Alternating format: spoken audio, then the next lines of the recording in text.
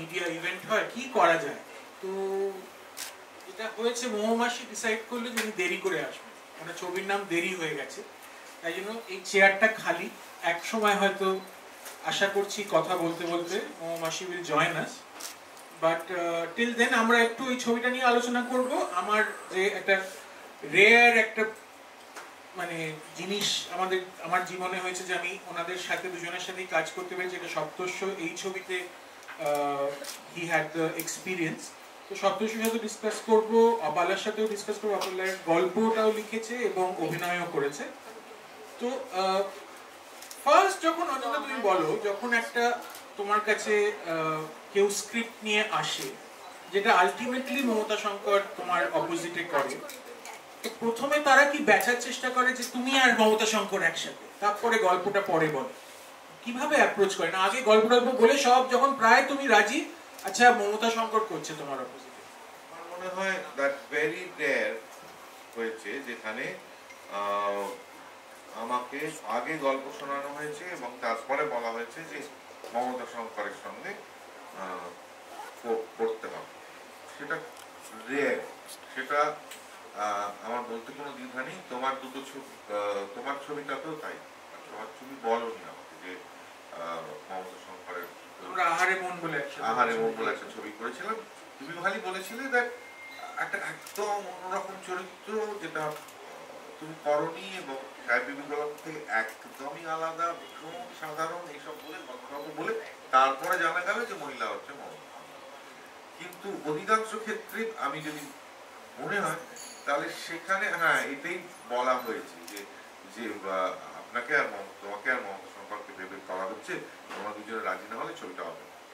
এইটা হয়েছে পালানের ক্ষেত্রে, সেটা মানে বলতে বাধ্য হয়েছে বোধ হয় যে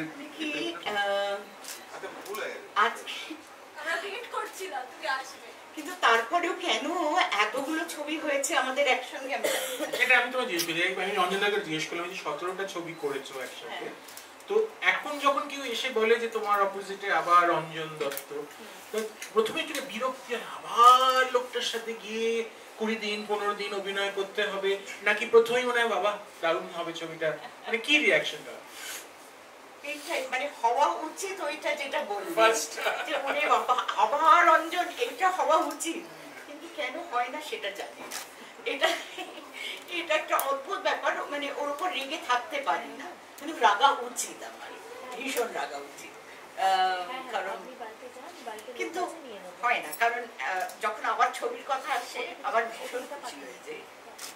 তোমাদের দুজনকে নিয়ে যে এখনো ইয়াং ডিরেক্টরসরা, আমি করেছি, সপ্তর্ষ করছে, সৃজিত করেছে, বাট মানে একসাথে হয়তো স্ক্রিন নেই, এটা তোমার কিরকম থ্রিলিং লাগে যে মানে এই পেয়ারটাকে নিয়ে এখনো এত বছর পরেও এত এক্সাইটমেন্ট এবং ইয়াং ফিল্ম মেকার যারা সিনেমা সত্যি ভালোবাসে, ভালো সিনেমা করতে চায়?